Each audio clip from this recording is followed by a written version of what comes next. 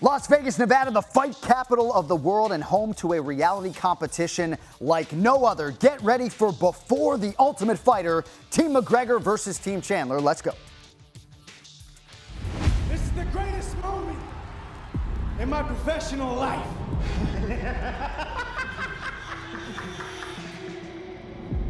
It's in the air. I'm gonna pin you. This is my game forever.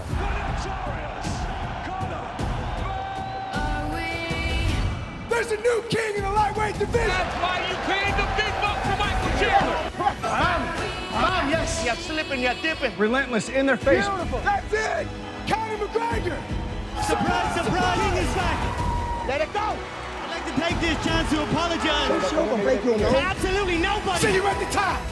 Are we ready for it?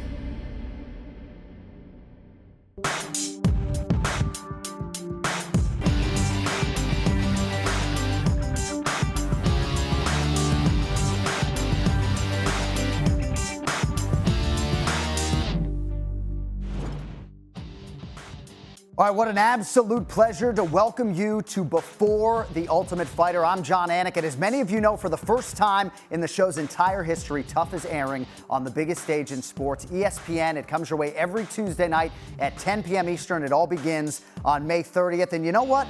We're up in the ante this year. We're shaking things up a little bit this season. It's going to be prospects versus veterans. Hungry up-and-comers paired against fighters you may have already seen compete at times prior in the UFC octagon. The latter, of course, looking to get another shot with a UFC contract and to be forever emblazoned and branded the Ultimate Fighter. Taking center stage as coaches, we got two heavy hitters, three-time Bellator lightweight champion Michael Chandler. And on the other side, the UFC icon, the former two-division champion, Conor McGregor. Two athletes with crowded championship mantles at home, and of course, two men whose highlight reels will withstand the test of time.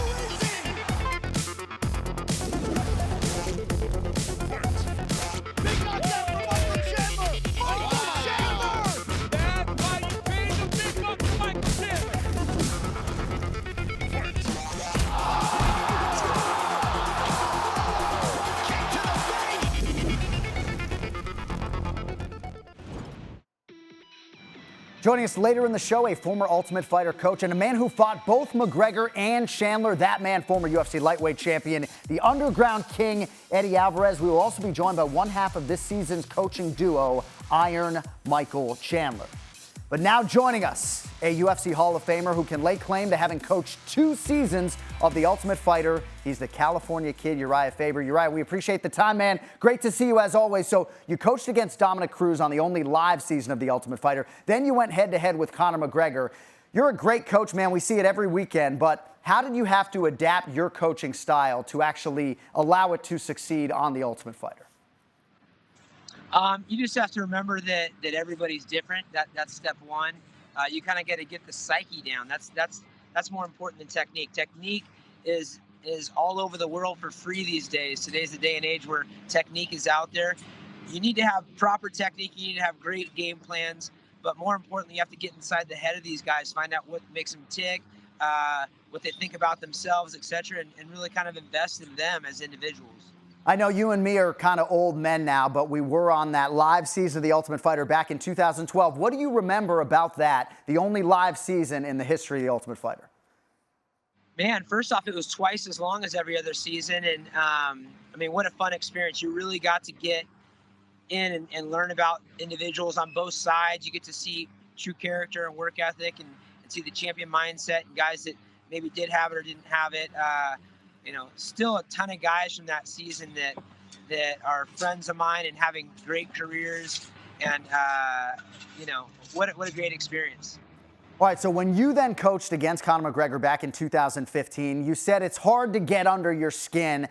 He went to great lengths to try to sort of occupy some space in your head. So to refresh your memory, let us take a look back. I don't see Uriah as a competitor, you know, he is just there. What's up, little man? How are you? You're not wearing your high heels today? High heel dress shoes? No, they're python skin. Python? I hunted them myself. We don't even know what python is in America. I wouldn't say we have, as of right now, a huge beef, but I could easily see things escalating. You're a good dude, Uriah, yeah? Just be glad that you don't gotta face me. Do you believe I'm a fearful man? I believe I'd kill you stone dead. He's a real emotional guy, and he can be up 1 minute and down another. Do something. Stay on your feet. And likes to talk a little smack. You should have walked around with a car and shake that. Big similar. You look like a 50-year-old retired skateboarder. A little fat old man you look like. Dude, I love watching that season back. I really feel like you handled yourself very well against a guy who is known as a master orator. How would you advise Michael Chandler in terms of navigating that Conor McGregor here on the 31st season? Oh, man. Chandler and I are pretty different guys, and they're going to have a much different relationship than Conor and I. I would just say, you know, the same advice I give anybody. Be yourself and stand your ground, and things will play out the way they do.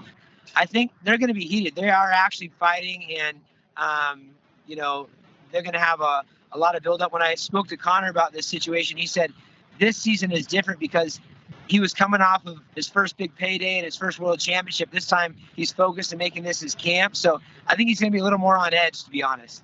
Yeah, that's interesting when you lay it out like that. Definitely a different dynamic for Conor McGregor this time around. Before I let you go, they are going to fight. Conor McGregor, Michael Chandler. I don't necessarily need a prediction, but can you give me a lean as to who you think will win that fight when they finally lock the door behind them?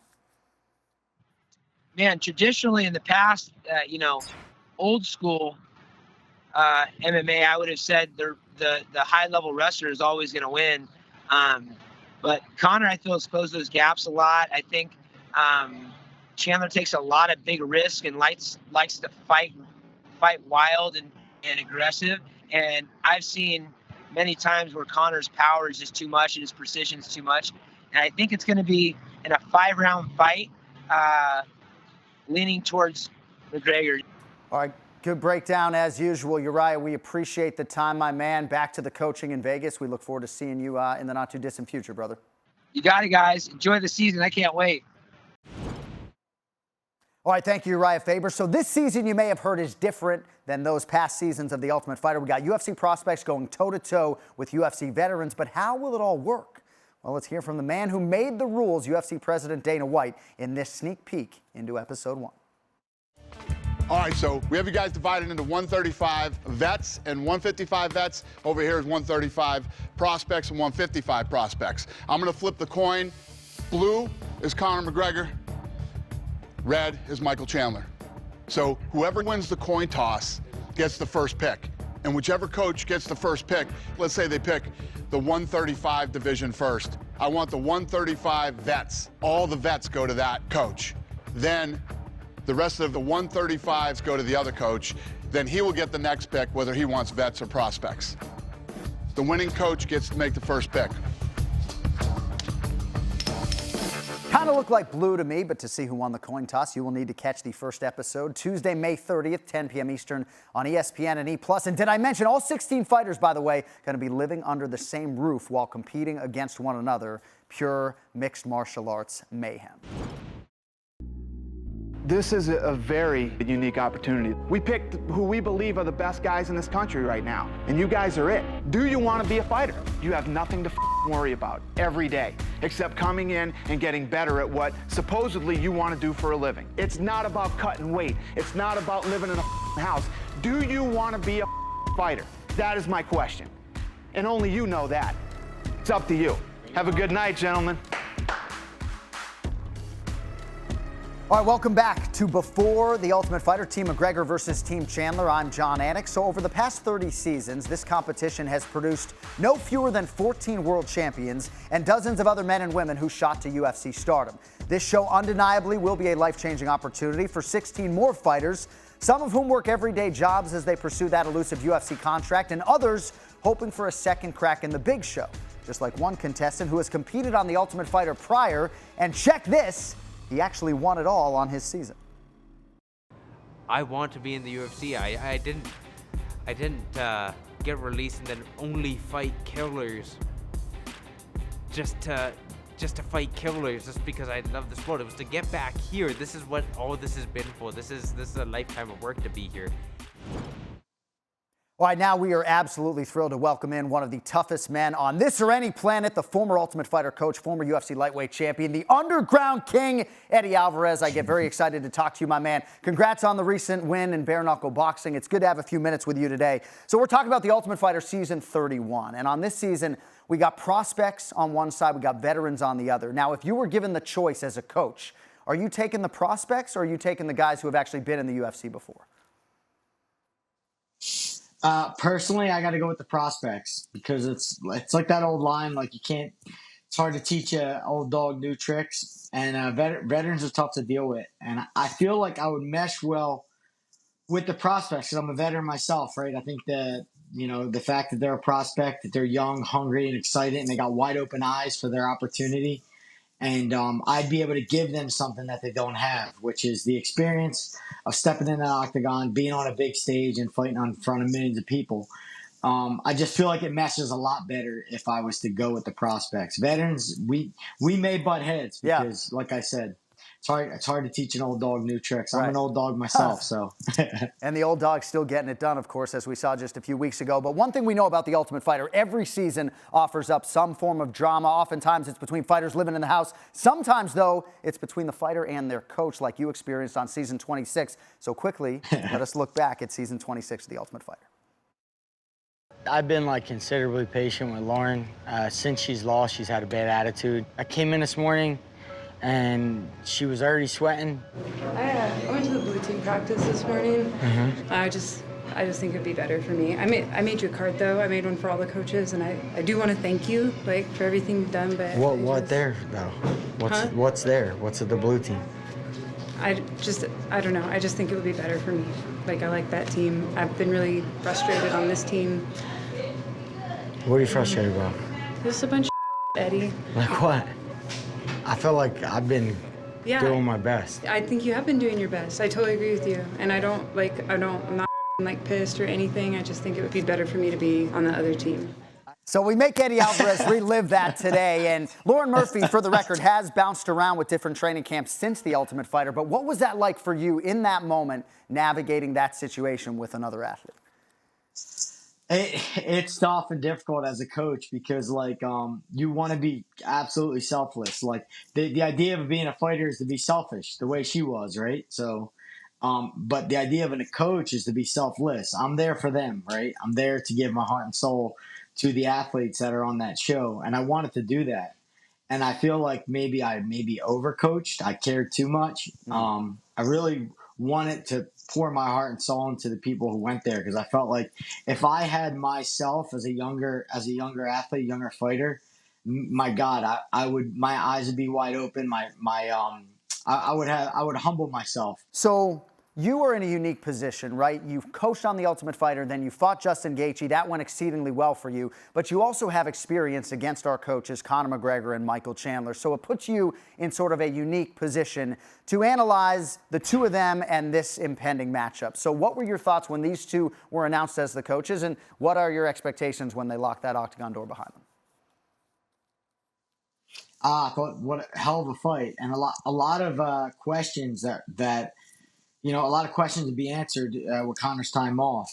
Conor, of course, is not going to be the same Conor that he was back during his Jose Aldo, Nate Diaz, myself when he was fighting them. He was quite active. He was fighting 3 and 4 times a year. So we wouldn't expect the same exact guy who was excited about winning world titles. But, will we see that resurgence of energy, enjoyment, and excitement and gratitude toward the game of MMA? And I feel like we will. Mike Chandler's a hell of an athlete. I just think stylistically, the way he's been fighting and the strategy he's been going about fighting isn't the way to get it done against Conor McGregor. And I would implore him, if I was his coach, to change his style, to go for single legs, to go for shots, and force Conor to wrestle early. Yeah. You have to force him to wrestle early So he don't have the powerful tools that he's able to take advantage of in all these other guys. Is quick feet, good range, great striking. You take that away when you wrestle him early. Wrestle him early enough and tire his shoulders down, tire his legs down, you slow him down, and he's half the striker that he can be when he's fully energized. So the problem with Mike Chandler that I'm seeing is that he's trying to please the fans too much, and that doesn't always win you a world title. Pleasing the fans is great. It'll make you millions of dollars. It'll do all that, but getting to the gold and keeping the gold, it's sort of a selfish thing, and maybe he needs to be a little more selfish in his game planning to win the fight rather than to excite the crowd. You put that well. Tremendous insight, as usual, from Eddie Alvarez. There's only one Underground King, champ. We appreciate the time. We'll see you down the line. Thank you, John. I appreciate it. I got one dude on my mind. Conor McGregor, you gotta come back and fight somebody. I am the most entertaining lightweight on the planet. Conor has the blood. I would like to announce the return of the notorious Conor McGregor. Team Chandler That's why you paid the big bucks for Michael Chandler. versus Team McGregor We're not here to take part.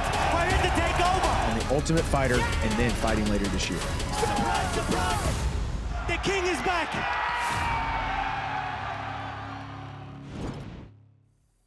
All right, we are now joined by one of the biggest stars in the game, UFC lightweight contender, and now Ultimate Fighter coach, my good friend Michael Chandler. Champ, it's always good to have a few minutes with you. Now, when this show was announced, a lot of us felt like this would be a really good fit for you. How much actual mixed martial arts coaching, though, had you done prior to this tough experience? Oh, man, actually not much at all. I mean, obviously, as a guy who's been in the sport for 15 years, I am looked at like a veteran of the sport. So when I'm training with guys, I get asked a lot of things, but I've never actually been in a coaching role. So to be honest with you, I was a little bit scared about it, but I think it worked out really well. And I think I found my footing there filming the show pretty quickly. And I think Team Chandler did pretty well. You're always a guy who leans into the positive, right? But to what extent did you enjoy the process when it came to coaching and imparting your knowledge on the younger athletes?